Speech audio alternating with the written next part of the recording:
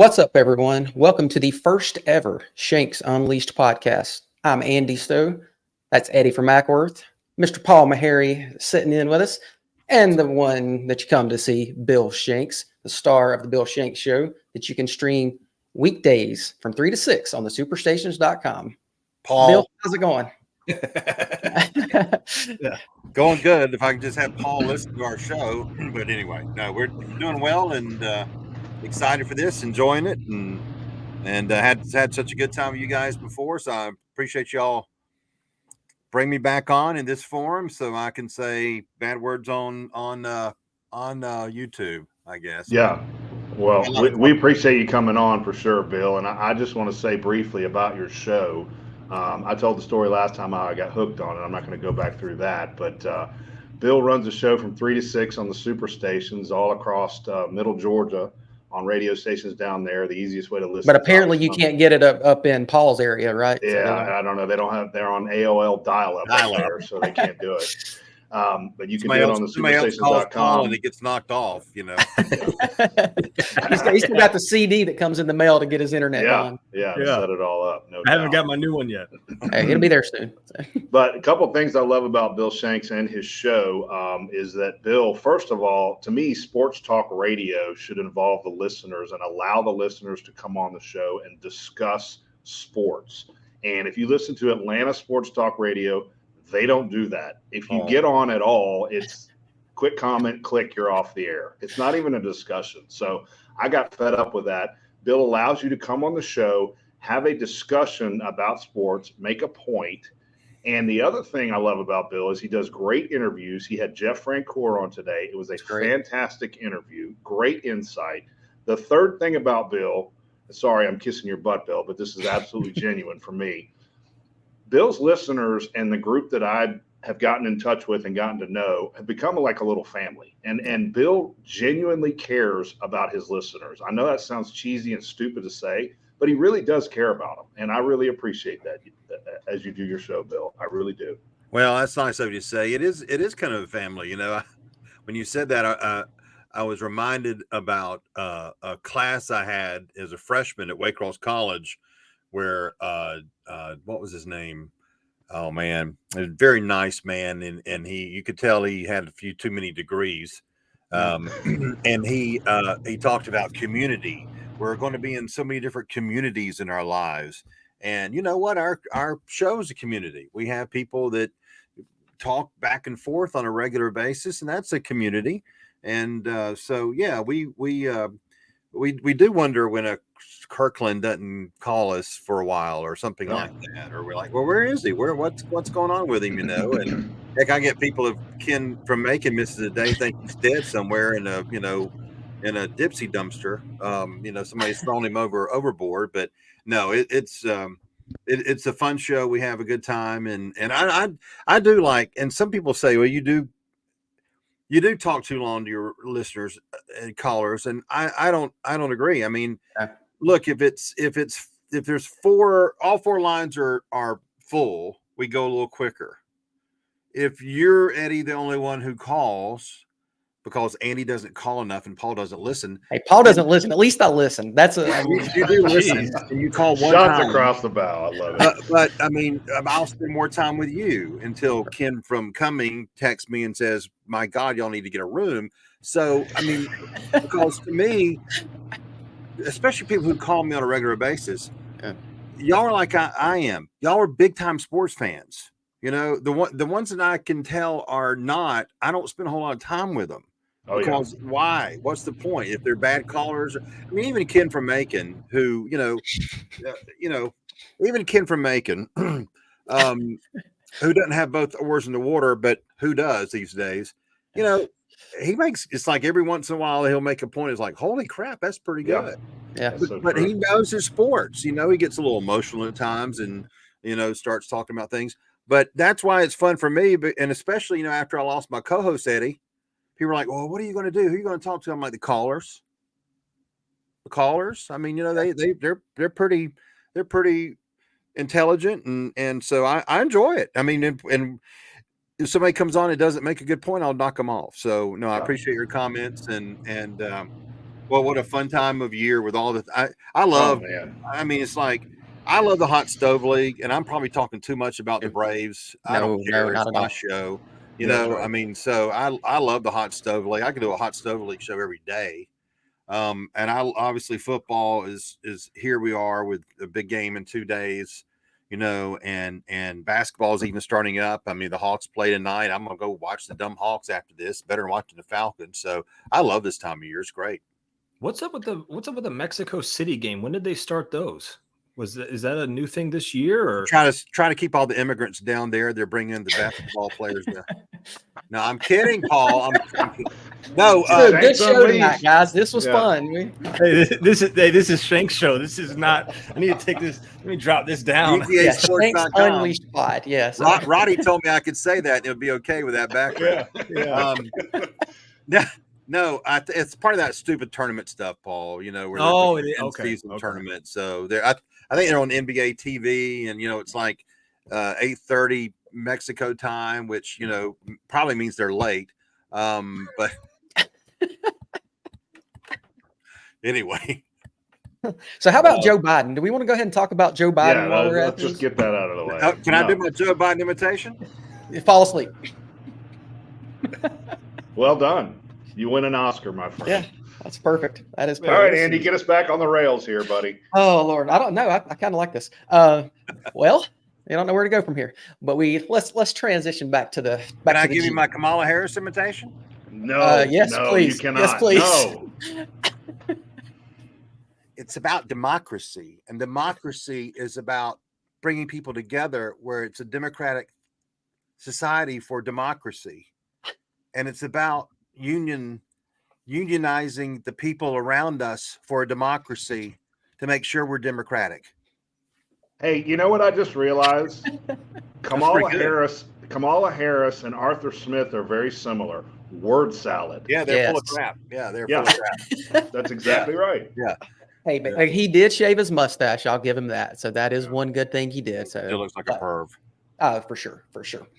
Well, guys, Paul's got something to say. Paul, what are you going to say? No, who's the quarterback this week for the Falcons? We'll get it back on track. Oh my God.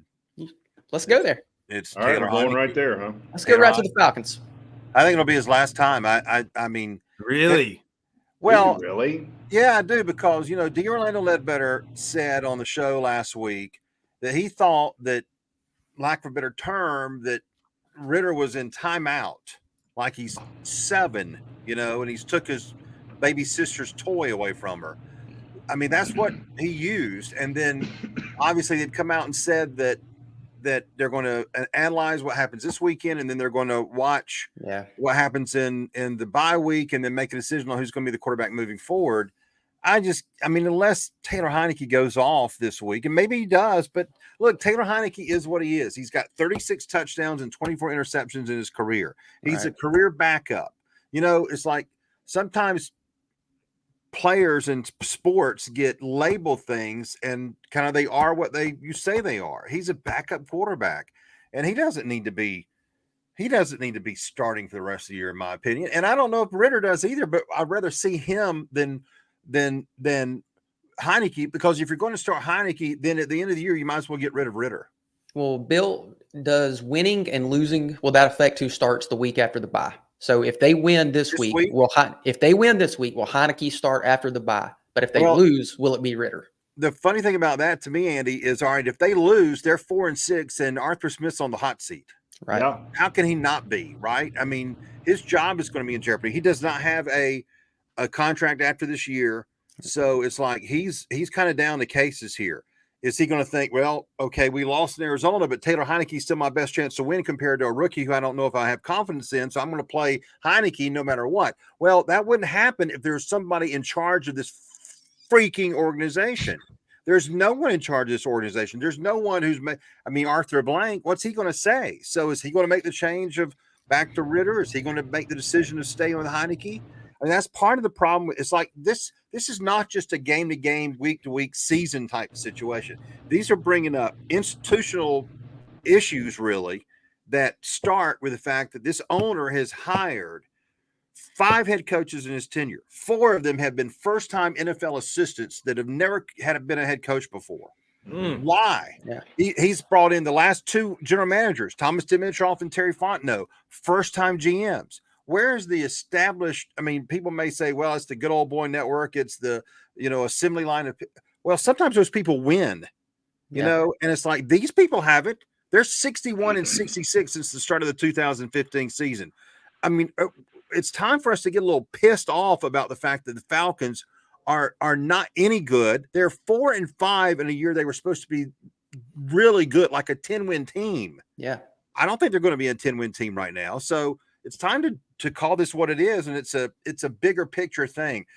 Forget about Arthur Smith. I don't think he's going to be retained. Because I don't have any confidence they're going to win games the second half of the season. So let's see Desmond Ridder, see what he can do, and if not, move on. Who cares? It doesn't matter. But to waste your time with Taylor Heineke, I don't agree with that. By the way, Arthur Blank had an established NFL head coach, and he fired him to move on. That would be on Dan Reeves, if we recall. He fired him because Michael Vick broke his leg. That's why he got fired. Yeah. That's right. But Bill, are you seriously telling me that after this week, this will be the 10th game coming up? Yeah. Right? Yeah, they're 4-5 right now. Okay, so we're 10 games into the season after an off season. You're telling me that going into the bye week, this regime is now going to figure out who the starting quarterback is for their team? That's the dumbest shit I've ever heard, Bill. I'm sorry. Well, but the worst thing that I have heard about the entire situation is yesterday on our show, Myles Garrett of Fox 5 said that in the 9 games that have been played so far, Bijan Robinson, the first-round pick, who's taken with the 8th overall selection in the first round over Jalen Carter and other players that could have helped this team tremendously, has gotten 9 red zone carries. Yeah. You're telling me that you can't do a better job, especially of having a player of his caliber, supposedly. And the other day you fuck it up by going and having jet sweeps with Jonnu Smith. Yep. Yeah, Jonnu Smith throwing to third string tight end, and and then when asked about it, he gave a 4.5 to 5 minute word salad that nobody understood what the hell he was talking about. And he thinks, because we don't watch film, by the way, I watch the games, Arthur. I'm not a dumbass. I can see what's going on. But we don't watch film, so we don't know what the hell's going on. Yeah, you don't know how to break down film. You're not. Right. What is, he says he's the smartest guy in the room, basically, is what he says. The smartest guy in the NFL. Yeah. Here's the problem, though. When you look at this schedule, I mean, there was optimism for 10, 11 wins. This is the best schedule by far they could have potentially gotten. I mean, even moving forward, you've got the Cardinals with Kyler Murray coming back, the Saints at home, so you could win that. And now I say you could. These are all games you should probably. Yeah. The Jets without Aaron Rodgers, the Bucks, the Panthers, the Colts, Bears, and you finish with the Saints. I mean, and you look at who they played: the Texans, the Commanders, the Titans. I mean, this schedule was easily given to them for 11. Let me stop you right there. Let me take you back to 2 weeks ago. Everybody said, "Oh, Will Levis is coming in.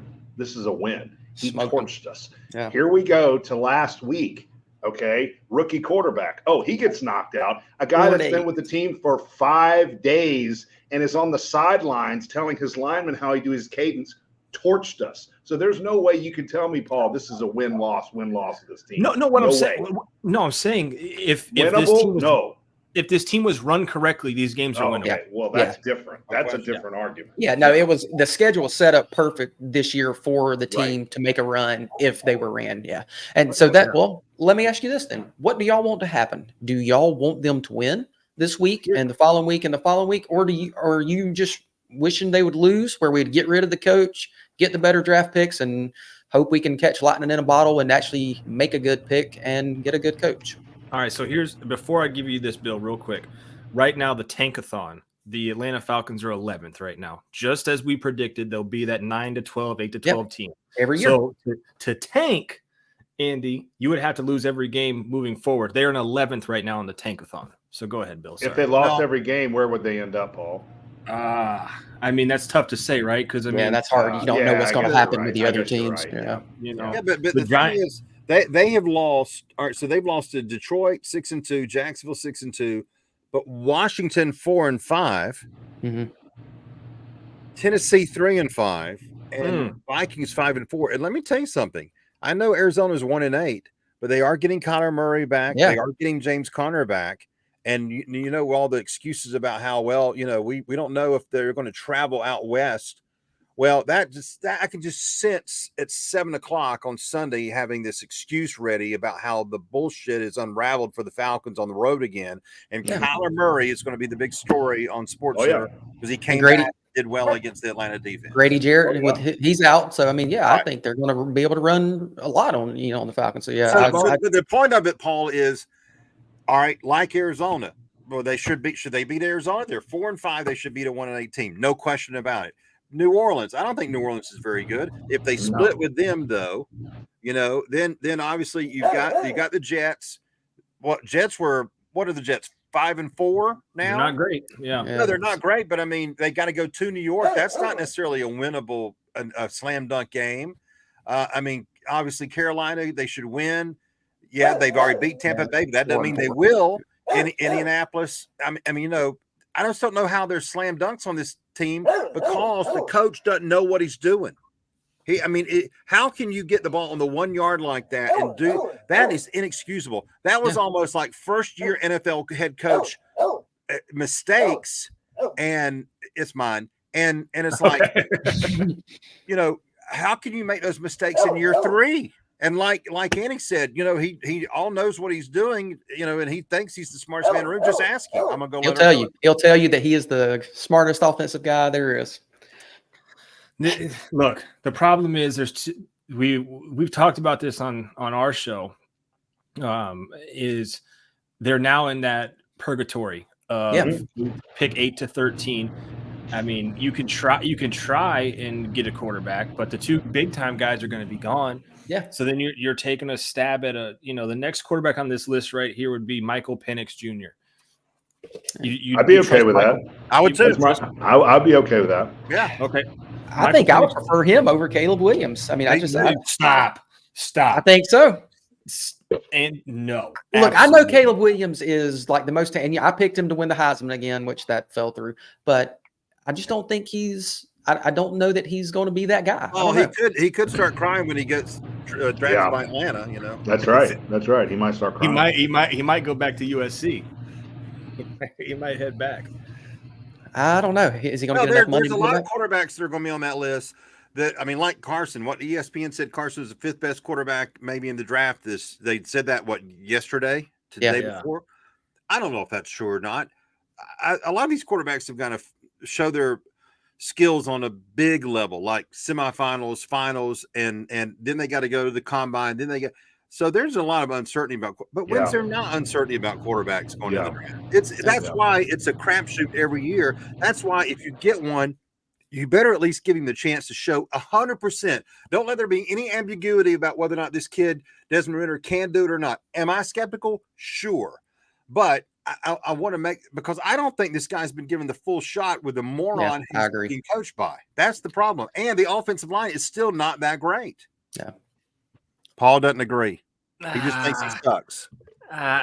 You think he can turn it around after being benched and come back after this bye week and be a different quarterback? Yeah, that's what bothers me. That's almost like getting sent to AAA and it gets in your head. Well, not necessarily, but I also don't think that Taylor Heineke is going to provide anything for the long term, and that he is what he is. So it's like,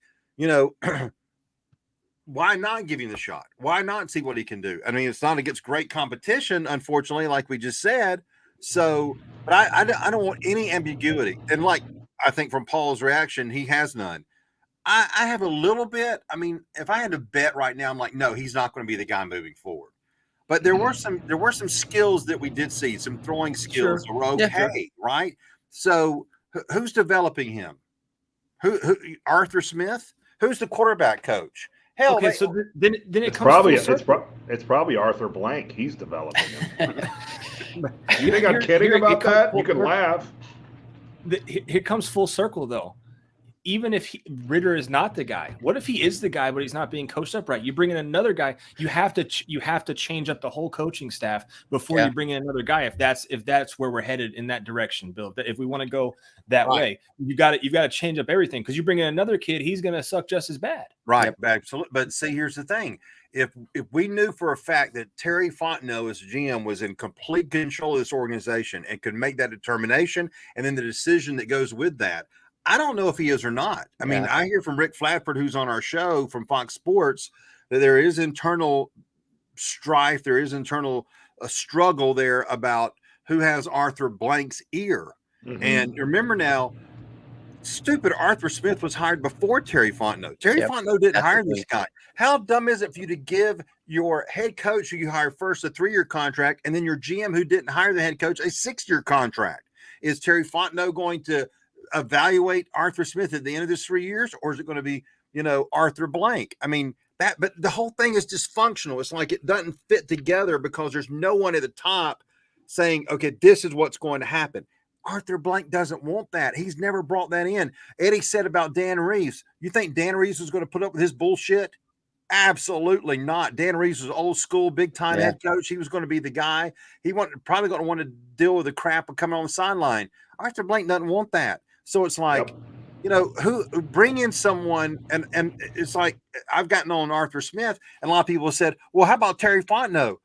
Fine. Let's talk about Terry Fontenot. Yeah. They go and draft Kyle Pitts, and I got the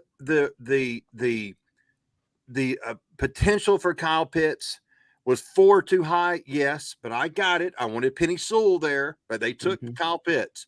Drake London, I about stroked out. I'm like, oh God, that was a terrible pick. Yeah. 8th overall, and you're taking Drake London he wasn't even the best receiver of all those receivers, and you take him first at number 8.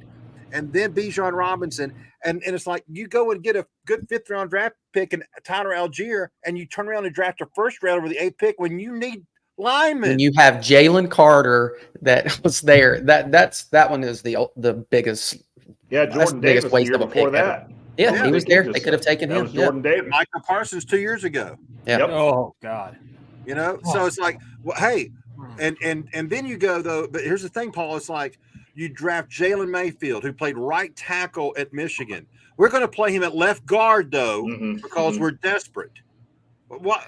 You're an offensive line coach as a head coach, and you're telling me you're going to play a kid, you're going to cross-train him, which is bullshit. You're in the NFL, you may be able to do it in high school and college, but you're going to do that in the NFL when the kids played right tackle, and you're going to throw him in there at left guard because you don't have anybody else, because your salary cap is blown to shit by the previous regime, which is not your fault, but it is your fault because Rich McKay and the others lied about the fact that they were in salary cap hell when everybody was like, you're in salary cap hell, you got a problem, let's look at the numbers. Oh, no, we're fine. And Rich McKay just sat there on the pregame show week after week. We're good in the salary cap. We ain't got no problems. Yeah. But it's like you go and make those decisions, and then you go and draft Justin Schaefer over Jamari Sawyer. You let those – it's like, hey, how about freaking Troy Anderson over Nakobe Dean? Yep. I mean, I know we're UGA slant here, but it doesn't matter.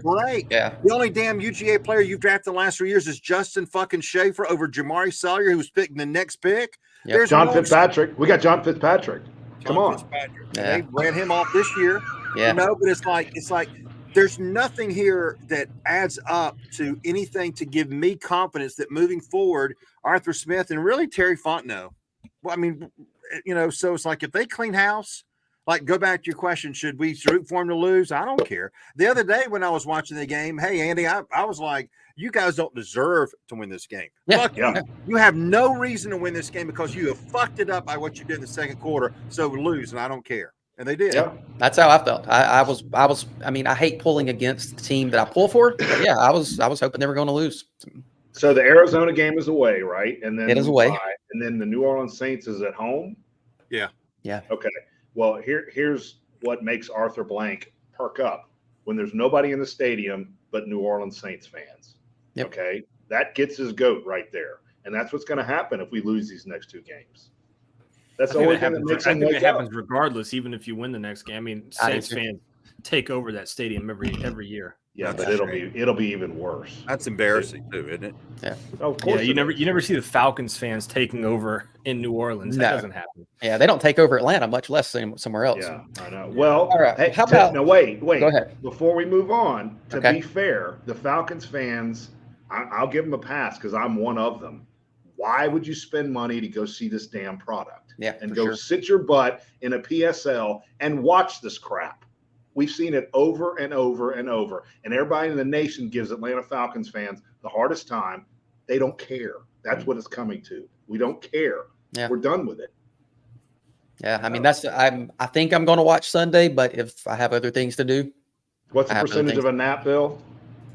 Is it 50% now? 51.3%. There's a Yeah, nap that's what I coming up figured. for 4:00. well, let's move That's over to actually the low. Dogs. You want to go into the Dogs? Let's Yeah. look at.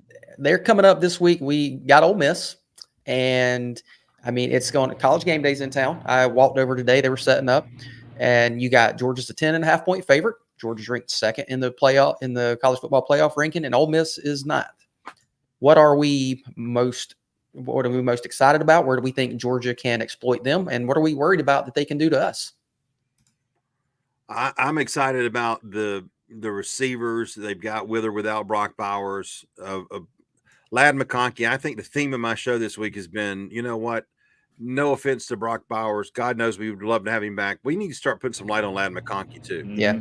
Lad McConkey's got 1,500 something yards receiving in his 3 years redshirt before the University of Georgia. And by the time he's finished, he's going to go down as one of the best receivers in Georgia's history.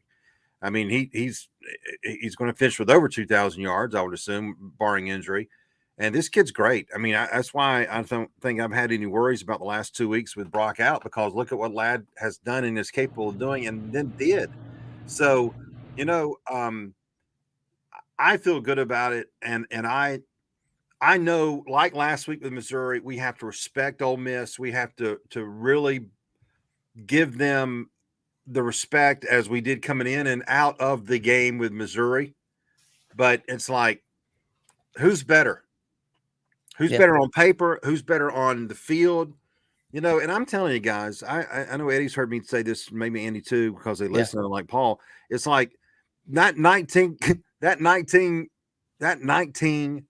South Carolina game. I mean, they haven't lost since then at home. Yeah. No. They haven't lost since then. It's like you could talk about the winning streak right now as far as 26 in a row.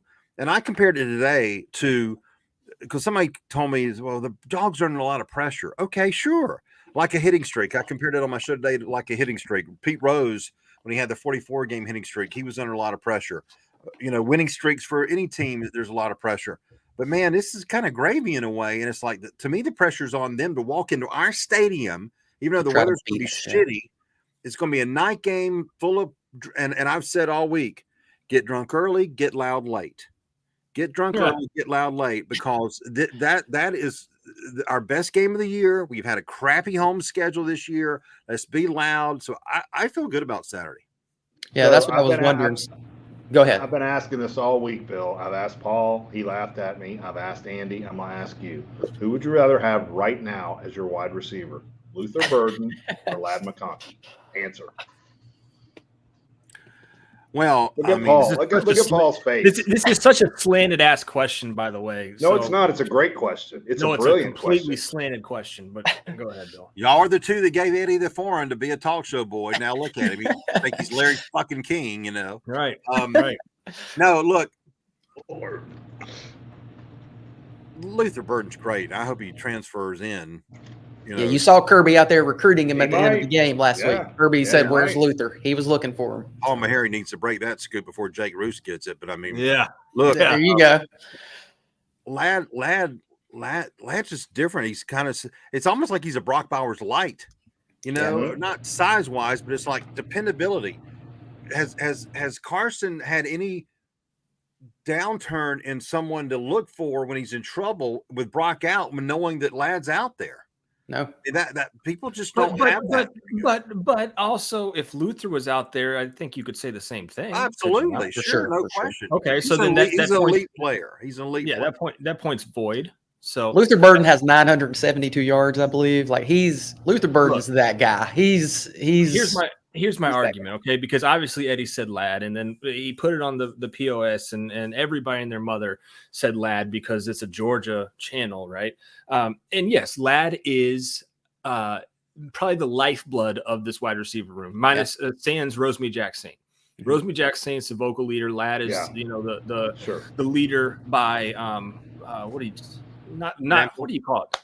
Example by example. Yeah, leader by example. Yeah, but we're talking about pure like just being able to be open.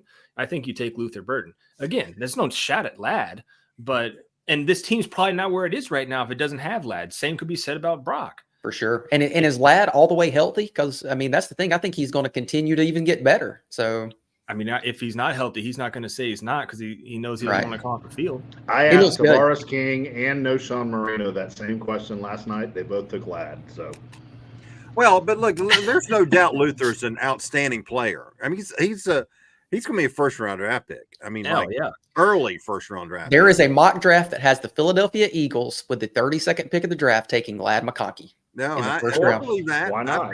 I think he could slip in maybe late first round because he'll wow them with his skill set. I think to a certain extent, but there's no doubt that Luther Burden. I mean, he's good. He's something now. It's like watch this. When he caught the ball the other day, one of those, I was like, watch this, because this could be dangerous. But I mean, who cares? It doesn't matter. We got Lad, and Lad's been so good for this team. It's just thank God he got healthy right. When Brock got hurt, or they'd be up shit creek. Yeah, for sure, because they don't have another guy like that. Well, so that talking about Brock, so that is, I know you've been talking about it on your show, Bill, but that is a good question. Will he play? Do you want him to play? And should he play? I think he will. Do you think he will actually go run routes or anything? Or do you think it will be basically just take a snap and say, okay, this is senior day. I got a snap on the field. Yeah. I mean, I listened to your show today, Bill, and a caller actually brought up a great point. The weather may include all of this. That's a great point. Yeah. That when you think about that, it's like, I could see that being Kirby's reason to say no. Yep. No. And should he play? The should he play is a very intriguing question there. Can he play? I think he can. Absolutely. 100%. He could go out there. Yeah. Should he play? I think we all, when Tua went out there, we were like, well, he shouldn't have played in that game. Yeah. Well, Brent Rollins was talking about next weekend versus Tennessee. I know we're skipping ahead, but he was talking about Brock Bowers not playing on that field. And that's a really good point. Like, that's one of those deals where that's a scary field to go on. And I mean, maybe a week gives him a little bit more, but yeah, that was a good point Brent made yesterday. So. Well, and look, even if he plays Saturday or next Saturday, it doesn't mean that if he gets hurt or something happens later on, it's going to be because he came back early necessarily. Injuries are injuries, and it can be a crazy, tricky thing. But here's the thing, and I don't know if he should play. I think you can get his semantics, and you're right. Should he play? Well, they don't have to have him to play, I don't think, to win this game. Right. I don't think going in it's like, God, we don't have Brock Bowers. There's no fucking way we're going. No, come on. Yeah. They got plenty of talent on here. But it's like, we know this kid's going to want to go out there one more time. We know he's going to want to go out there on that field. He's not going to come back next year. And so I get it. But I trust Kirby Smart that it's about what the doctors say. It's almost like getting him off the hook. Hey, if the doctors say you can and you're okay, you feel good, then okay, maybe. But if it's sloppy, if it's wet and just muddy and so forth, do you try that? But I'll say this, and I've said this all week long. If you're sitting in that stadium, one of 92,000 people, and all of a sudden that motherfucker runs out there on that field, that stadium will go batshit crazy. Yes. And that might be running him out there for one play just to have him out there. Yeah. And you know how these dogs like to get down early, right? Yeah. And momentum, you can feel it. The momentum shifts away from Georgia for just a little bit there. Yeah. Maybe Kirby is waiting on that point to be like, all right, send Brock's ass out there. Let's run, let's run to the left side. Brock's on the right. He's not involved in the play at all, but let's get this juice back going a little bit. And I could see that happening. just pretty much like Bill was saying.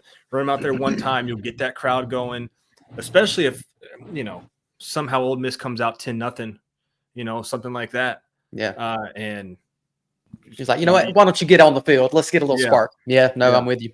Well, Kirby just tweeted at 8:14. How are you going to affect the game Saturday? Let's make this the loudest Sanford Stadium has ever been. There you go. Now he's kind of officially, I don't think he said it as clearly as that all week long. So, but again, there's because they had a shit-ass crowd last week, Bill. It was. That was my question. That's what I wanted to ask about. Yeah. Okay, so you just said it. It was because it didn't come through the TV very well. I wasn't there, and then I've read a lot about it that maybe it was the older homecoming crowd. It was a little subdued or whatever. But I think I think it was because the weather was so good. I think a lot of people stayed at their tailgate a little bit longer. True, but I also think part of that is the flow of the football game, right? I mean, you take Arkansas or Tennessee, we were immediately on those guys, and the crowd was an integral part of that game. It was 10-10 at half. I mean, that was kind of like a game, right, until the second half. So I give the crowd a little bit of benefit of the doubt there, but I think this weekend is going to be nuts. Yeah, I know, Bill, tomorrow you'll do your predictions on your show, so I don't know if you want to give your prediction now. But Paul, what is your prediction for Saturday? What do you think, Lewis? Putting you on the spot. Well, we have our predictions come out tomorrow too. Damn, that's a good point. Okay, how about just me and Eddie, who are not important? Eddie, we're not important. So go ahead. Call in and give his prediction on the Bill Shanks show. Hey, I'd love to, Bill. Pass that phone number. 478-646-3776. Do I just tell him I'm a friend of Eddie's? They'll put me in the VIP line? Yep. Yeah. Oh, yeah, absolutely. Yeah. Right to the front of the line. That'll get you behind Ken from Macon. Yeah. No, okay, I'll go. What's the over-under on this game? Anybody got that? I had it. Let's look that up. Because that'll help me out here. I've wondered about how y'all look it up. The over-under is 58 points. 58 points, and this weather's supposed to be pretty bad, huh? Yeah. Mm-hmm. So a 10.5-point spread would leave us where, gentlemen? Would leave us at like a 34-24, somewhere along that? Yeah, 34-24. Yeah. Whew. Man, that's kind of that number sounds pretty good to me. 35-24. I don't know if there's that many points scored though, because I don't either. Yeah, I agree. Because Ken from Macon called up and said on Wednesday, he said 35-25. And again, Kid from Macon occasionally calls up and like, it was kind of similar to last week, right? A little bit higher numbers than last week, but about the same kind of point spread. And I'm kind of thinking in that same, 34, 24, 34, 23, something like. I mean, I think. Because that's lower than the over-under, right? So I'm taking you'd be a little 35-23, you'd be right there, 58.5, 58. Right. So. But I mean, if the weather's bad, you'd probably want to go under a little bit, right? Right. But I don't think it's going to go too low, do y'all? No, I don't think that they could stop Georgia. I think as long as Georgia wants to score, they'll score. Can Georgia stop Jackson Dart? Yes. So that is the question. Can they stop Jackson Dart, and can they stop those three wide receivers? They have three guys that's over 600 yards already. So can they contain those guys and the quarterback and Quinshon Juggins all together? Well, and Paul, which one of the two freshmen who will step in for Jamon Dumas-Johnson do you think has the best chance to play well in that situation with that type of quarterback that they're facing? You'll see C.J. Allen, I think. Yeah, at least to start. Yeah. I like Raylan Wilson more, but he just hasn't got the he's got that. I don't know. When I watched his film from high school, it stood out to me, and I've not to be like, toot my own horn, but I choose like one guy every year, and I'm like, that's my guy. Like he's gonna be something. And Raylan Wilson was that pick, and it's just you can see it in his eyes. He's got that dog in him. The problem is he plays kind of a different position though. Kirby plays those two linebackers. Raylan's really kind of smiles back up. So CJ is more Dumas Johnson's backup, calling the defense, things like that. So you'll see CJ out there. The bigger question though, honestly, I don't think you see a huge drop off from CJ Allen is how long of a leash does Dalen Everett have at that second corner position? And what they did last week was so much different than we've seen in weeks past or even this whole year. They took Tyke Smith out and ran a 3-corner system. Do they do that again? With Kamari Lassiter at the slot. Right, which I'm not a huge fan of because Tyke has been so good this year, and then you're relying on Dalen Everett and Julian Humphrey. Which one of those guys is going to step up is kind of my concern because Everett got picked on. He got picked on. But Humphrey did a little bit better after he came in, didn't he? Yes, he did. Yeah, Humphrey looked good. But also they're two totally different type of corners. Like Humphrey's more of that lockdown man, like you put him on an island. Everett is more of I want to say like a zone corner, can hit, can tackle. You're going to get a tackle out of him. Whereas Julio Humphrey or Julian Humphrey, Julio's his nickname. He's more that guy that's like out there and you don't know if he's going to catch a pass interference or not, but if he stripes him down, he's talking shit. He's in his face. And it's just, they're two totally opposite ends of the spectrum in terms of what you have at corner, but they both are playing the same position, Hey, thanks, Andy. Appreciate that. All right. Let me follow that up with this question then. If CJ Allen, and that's interesting about Raylan Wilson. So let's say, Paul, that in the first quarter, first half or so, CJ Allen is struggling or is not doing the job. What do they do? And I'm thinking, do they move Jalen Walker around? You could do that. He could go both ways, right? As far as in and out. You could do that, or you could hope and pray that Sori is back and he can call your defense for you. Have they said whether or not he'll be back this year? No, nobody said anything on. Yeah, there you go. Yeah, but in my opinion, you don't want to take Jalen Walker off the edge. That's where he thrives. But you got to have a linebacker that can call his defense. Though. I understand, but we're all discounting the Ole Miss line, and we're not talking about that. But they just lost one of their starters a couple of days ago. Went out with a foot injury. He's done. He's not playing. And the Ole Miss line. What position was it? Offensive line. It doesn't say it was tackle or guard. I think it was a guard. Okay. Yeah. He's done. The starter's out. And the Ole Miss offensive line is not good in pass pro. They're not. So there you go. That's how blitz, come off the edge. Absolutely. Just try to blast them. Yeah.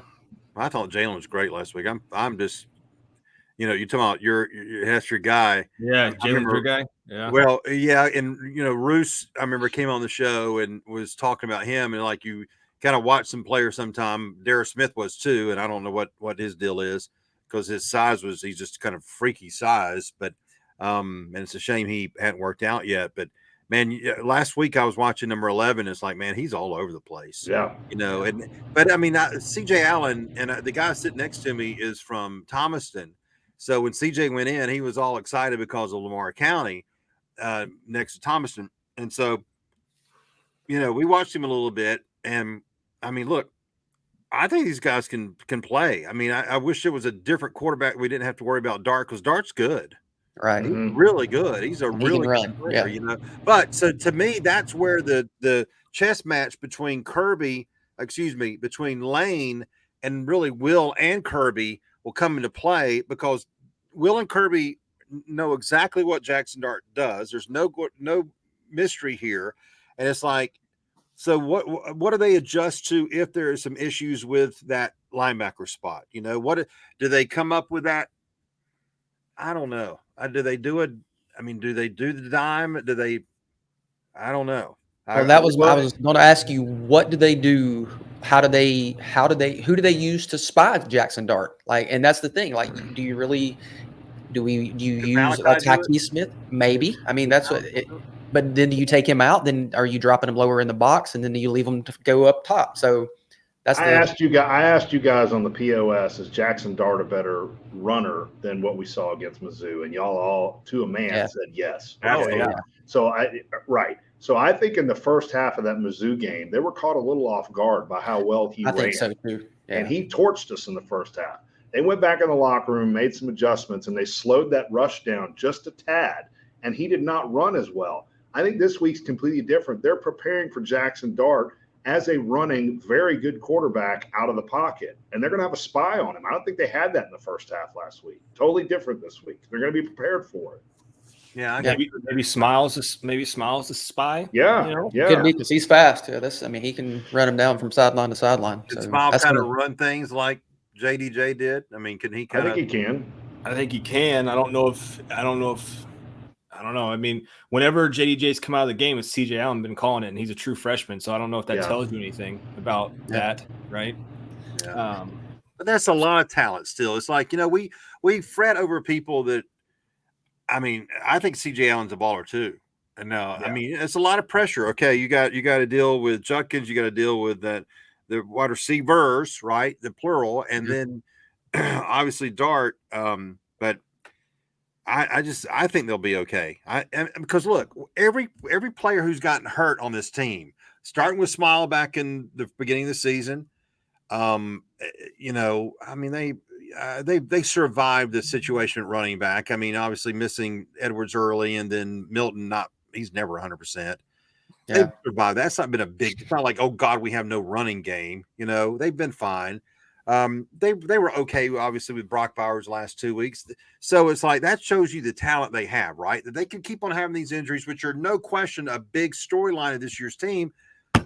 And okay, if they were 7-2 instead of 9-0, we may use that as an excuse, but they're 9-0, and they're still winning. They keep on winning, even no matter who gets hurt. You lost the best player in football. You left, and you've won without him. So yeah. So I'm hopeful. I mean, I like Jamin Dumas Johnson. He's a great player, but he's not a Roquan Smith, right? He's not a. I don't think he's Nakobe Dean. No, I don't. And I don't. That's unfair to a certain extent to comparing those two. Right. But I mean, right. I think Roquan and Nakobe is like you thought the gap between them and whoever else was behind them was large. Yeah. Is it more narrow with JDJ and CJ Allen? We'll find out. Yeah. Well, we want to move over into the Braves and discuss what's going on for the next 10, 15 minutes, discuss what they got going on, because there's a lot of news coming out of Atlanta. So first thing, Ron Washington got named the Angels manager, and he's taking EY to be the third base coach. Is that going to hurt us? Is that official? EY? I don't think they've officially announced it, but I think it's unofficial official. Yeah. So, yeah. So is that something we should be concerned about? Do we think that losing, like a lot of people like to talk about the fungo that they take and Ron Washington, and I get it, but I took fungo when I was 15 in high school. So, started fungoing. Right. So are we really concerned about that, or is it more about the relationships that he has with the players? Yeah, I think it's that. I mean, I'm not trying to downplay Washington. He's not the best third base coach they've ever had in Braves history. Jimmy Williams was a long time ago. Sent Bream home safely. Safe. He was safe. He was out. Who was the third base coach before Ron Wash? Bo Porter for 1 year. Oh yeah. Former Houston manager. He was not very good. He was awful. He was a bad third base coach. And then Doug DeCenzo, Brian Snicker, you go backwards. That was there with them. It was there for a while. Yeah. So it's just Washington's held it down for so long over there. So I think to me that's the story, Paul, is the staff's been together for a long time. Mm-hmm. They haven't had people leave. I mean, since Snicker took over in 2016, since he started his first full year in 2017, so 7 years, they've only had one change. That was the bullpen coach. Drew French took over for Marty Reed. That's unusual.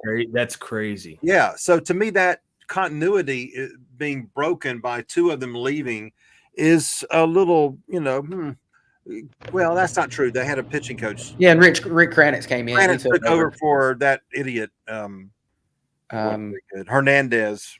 It became the Mets bullpen coach, which that's all you need to say. But anyway, I don't think it's that big of a deal. Other people are going to they've hit fungos every year before Wash got there. I mean, there's no question he had relationships with those kids, but I think it was as much about the respect that he had as a former manager to me. And that doesn't mean you necessarily go out and get another former manager, but I mean, when people were in that dugout with Walt Weiss and Ron Washington and Brian Snicker, you basically had three managers.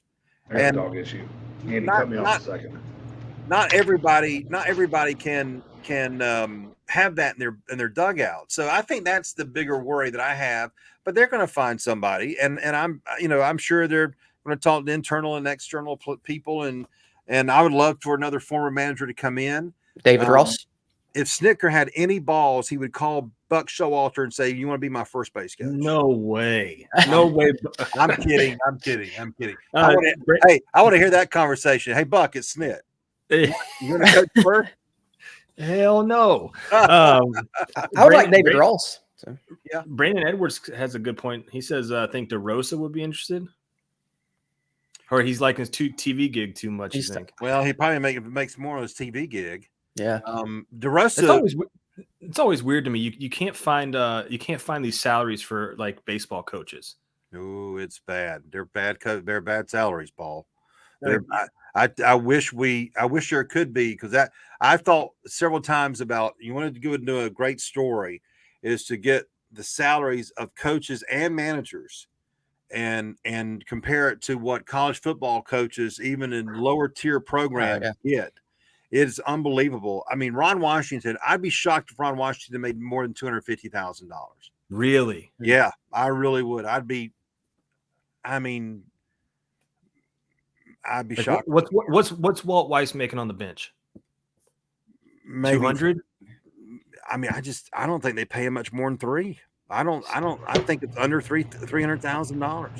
I really do. And so, yeah, that's I don't like Craig Counsell, but I do applaud him for doing what he did for the salaries of managers, because it's been a huge disparity between that and NFL coaches, NBA coaches, and all that stuff. He's not worth no damn $8 million. I don't really think he's any good at all. But anyway, at least he's getting the salaries up there, because a lot of people are going to need a raise after what happened with him a couple of days ago. But yeah, the coaches in Major League Baseball and minor league coaches are worse.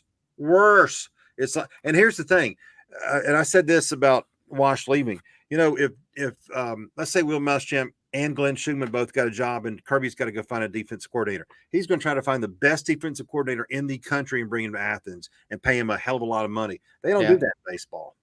They don't. I mean, it's like who's the best third base coach in baseball? Yeah, I couldn't tell you. I know. You know, according to this website, go ahead. I'm sure there's some good ones out there, Bill. But I mean, you asked me best defensive coordinators. I've got 7 or 8 on top of my brain. Right. You know, third base coaches. Hey, there's a coach out there. I don't know if you mentioned this, Bill, but I'd like to see David Ross come back to Atlanta. Yeah, Andy Mitchell. You know? Yeah, I think that tie is interesting, because Rossi being in Atlanta, I know Snit loves Rossi and was shocked the other day that he. So I think that's a possibility. You wonder about that. And look, Walt Weiss is a candidate for the Houston job. So you know, I mean, it would behoove Mark DeRosa to get on a staff than to sit there next to Lauren all day long. I mean, I'd rather sit next to Lauren all day long than sit in the smelly dugout. But I mean, I think it would help DeRosa to be on a staff where he's. I mean, I know he's do the whatever you call it, WBC, but if he was a first base coach, that would be good for him. You know, to just get on his staff and be included in meetings and be included in conversations. So I wouldn't mind him for first base, but we'll see what they do. And there may be some internal. Matt Tuiasosopo was a AAA manager. They may turn to him as a third base coach. I know Snit likes him a great deal. And that's what they did. Yeah, when they brought him back up from the AAA. So Is it bad? Is it bad that the only thing I can think about Walt Weiss is his son contracting E. coli way back when? That's the only thing that comes to my brain. Well, he was good. I'll tell you this, Paul. Playoffs in 1990, maybe in 2000 against Houston. 1999 NLDS. He made one of the best defensive plays diving to his left, I believe, in baseball history. A great play in the playoffs, and that's what I think about with Walt Weiss, to be honest with you. But I can't. Well, I think that speaks more to Paul's brain than anything. That's what that speaks to, right? that's he what goes I to remember. E. coli and his son. I mean, what the hell? Look, you pull up his Wikipedia page, and it's on his Wikipedia page is about his son having E. coli. I don't know. According to this website, sportslulu.com, it says Walt Weiss is making sportslulu.com, the trusted site for all things MLB salaries. It is saying $99,659 for Walt Weiss. That's it. I know high school baseball coaches in the state of Georgia making more than that. Oh yeah. So it says that Snitzker's making $800,000. Is that right, Bill? Is that? If so, he needs an agent. Yeah. $800,000. That's a lot. I mean, look, it's a lot of money, right? I mean, we'd all love to make that. Eddie already makes it. But, it's all right. Yeah, Eddie said that's not much. He was like, Eddie said, I'm not taking a pay cut. Yeah, you're not. Yeah, I'm not taking a pay cut. Yeah. Jackasses. No, but I mean, $800,000. And again, to preface it, that's a lot of money, guys. But to go on the road like that from damn February to November, and only make $800,000 when there's NBA coaches making like $10 million a year and college coaches making $10 million coaching 12 games a year. Like, damn. Yeah, the disparity. And Paul, go and see on YouTube. Weiss gets out at home 99 NLDS game 3. It was a great play, but the salaries of these guys. I mean, but think about it. Let's say Snit is making 800,000. Can you imagine compared to what he used to make in the minor leagues? How much of an increase that is? Oh yeah, it's life probably changing. So, but he deserves a lot more. If Council's making 8. What is Brian Snicker worth, for crying out loud? I mean, you may not like Brian Snicker and think he's won 6 straight division titles and won a World Series. Council ever done? He's never done anything. Exactly. I mean, he's won division titles too, but he's never. I think he's won one series. Yeah. One playoff series is all he's won, and so anyway, the salaries though. I wanted to do a long story on that, comparing how those salaries are, because it's awful. They talk about minor league player salaries. Holy crap. Coaches' salaries, manager salaries. I mean, I don't even know if minor league guys make $100,000. And like you guys said, hell, how many high school football coaches do we know that make 120 in this state? Sure. And I guarantee all the Braves minor league people don't make 120. There ain't no way. Yeah. Well, so the Braves picked up Charlie Morton's $20 million option. So are they out of, is he going to be their third starter, or are they going to get someone? And I know you've been talking a lot about who they could possibly get. So what are you hearing? And is Trevor Bauer, is he an option? And if so, would you sign him for a 1 year, even what if they did like the Josh Donaldson, signed him for that 1 year, $18 million deal? Like if it was so high, but it's kind of low risk, high reward. I would, but I don't know if they would. I would do it because I think the kid got shafted, no pun intended. But I think the what Unleashed, Paul, Unleashed. Yeah, that's right. Name of the show. The kid can pitch. He may be a whack job. I think he is fucking crazy, but there are a lot of pitchers. I could tell you. Well, I'm not going to tell you, but there are 2 on the Braves staff right now that probably need a mental evaluation, because pitchers are fucking nuts. They really are. Spencer Strider's out there. I mean, he wasn't one of the 2 I was thinking about. But yeah, he's kind of on his own little level too. But it's like, aren't they like kickers? They're like kickers, right? Pitchers overthink things, or they're dumb. There's no in between with pitchers. They're either so fucking stupid they don't know what to do, except I'm gonna throw a fastball here, or they have no clue how to work a count. There's no in between with pitchers, and it's like, but I would talk to Bauer. I wouldn't. It wouldn't shock me if Alex did, but it also wouldn't shock me if they were like, hell no, staying away from. I don't know what to expect from that situation. I mean, I was told on Monday after they picked up Morton's option, which at first I didn't really like, and now I do, that they're going to still try to sign 2 starting pitchers. 2.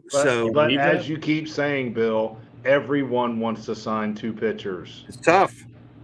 Everyone does. What about the kid coming from Japan?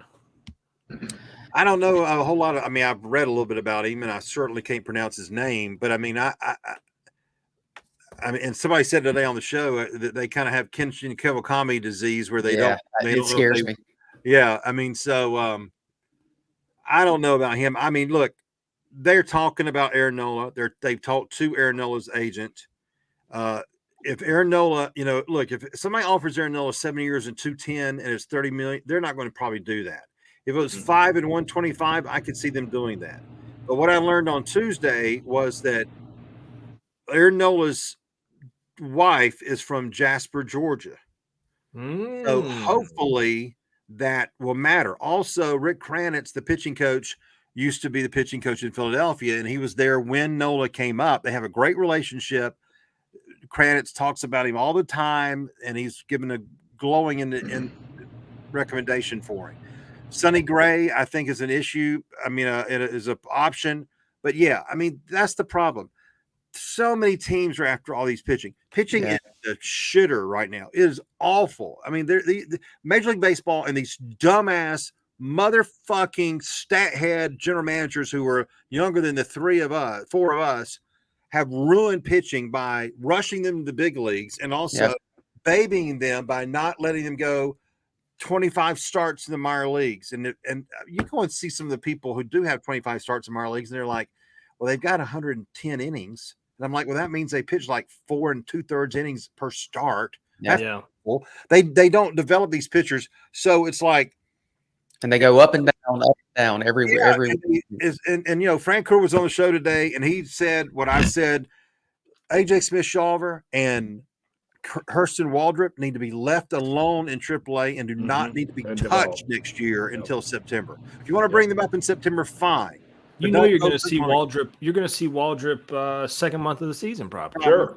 You'll see AJ before that. Yeah, it's almost like you've got to have a tier of pitchers that, like Darius Vines, who I like Alan Winans, perhaps, that I like.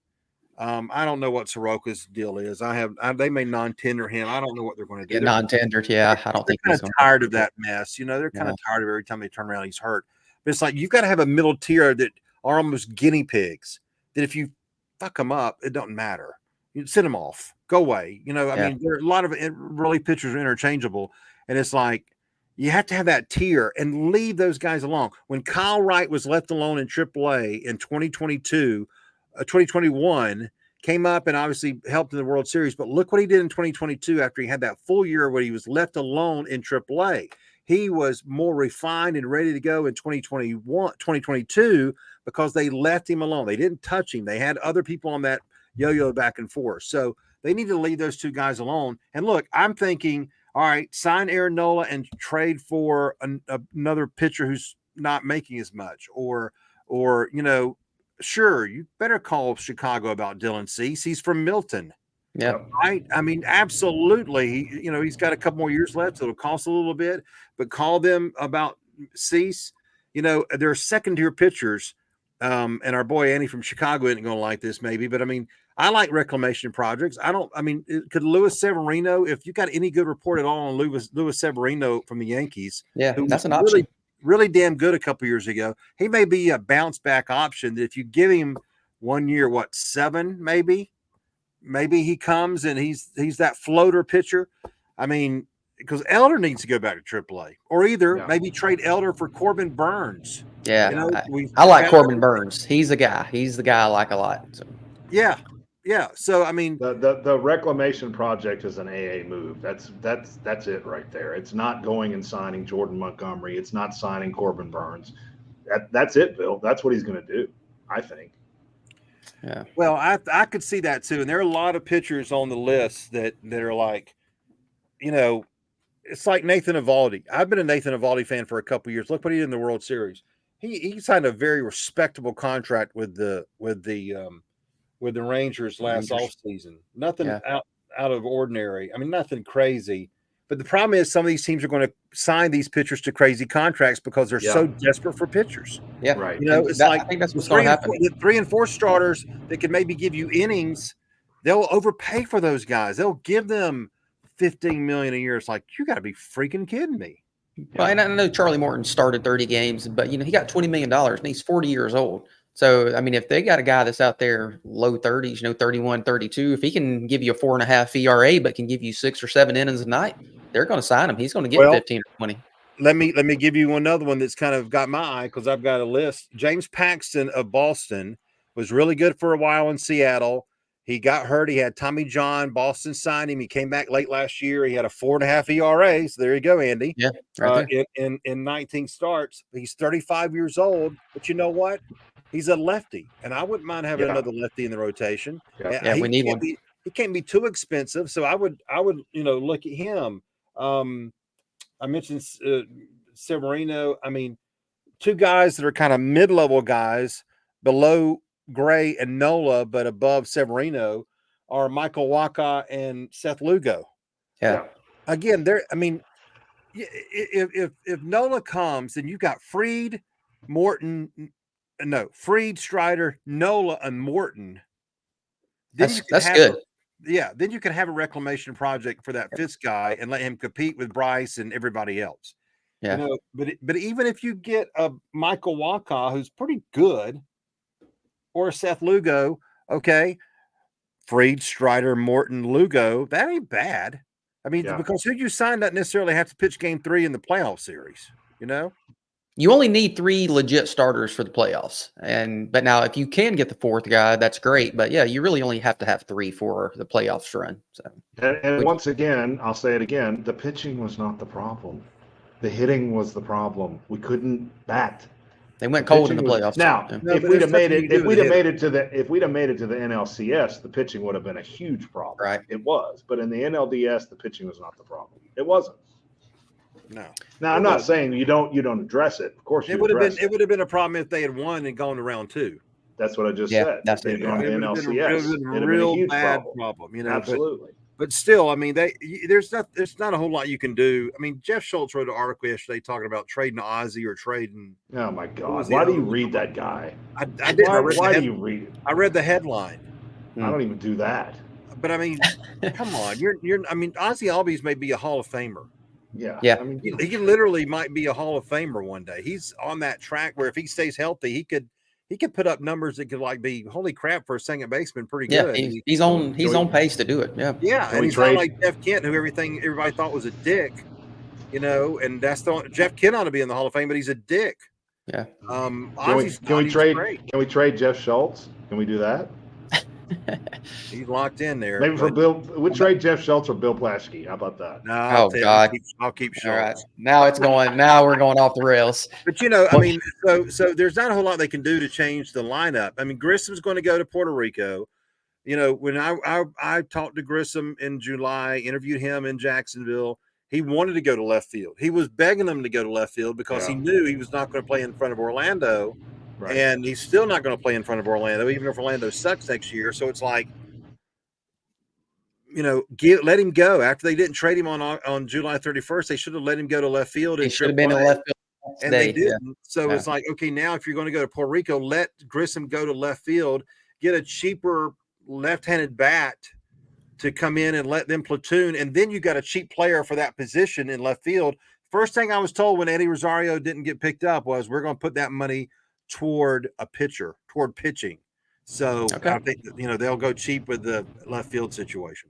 Noah is a possibility to be in there. But again, Noah, for me, I can't sit here on November the 9th and say Noah is going to be a legitimate 5th starter candidate. Now, if he's in that middle range I'm talking about where you shovel him back and forth from AAA to the big leagues, who cares? And if he sticks like he was getting ready to, 3 years ago before he punched the dugout in Milwaukee. Yeah.